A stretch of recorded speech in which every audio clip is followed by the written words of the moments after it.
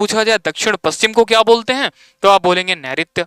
अगर पूछा जाएगा उत्तर पश्चिम को क्या बोलते हैं, तो वायव्य, है ना। क्योंकि कभी कभी पूछ लेता है कि एक व्यक्ति ईशान दिशा में जा रहा है और बाएं मुड़ा, तो ईशान दिशा बच्चों को ये नहीं समझ में आता है कि ईशान दिशा मतलब मैंने तो पढ़ा नहीं था।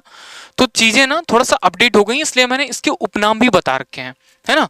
तो ये हो गई 8 दिशाएं। और छोटी सी बात कि मैंने इसी फॉर्मेट में इसको क्यों बनाया, उत्तर दक्षिण पूर्व पश्चिम मैंने इसी फॉर्मेट में क्यों बनाया। ये उत्तर यहां क्यों नहीं था, ये पूर्व यहां क्यों नहीं हो सकता, ये वाला दक्षिण यहां क्यों नहीं हो सकता।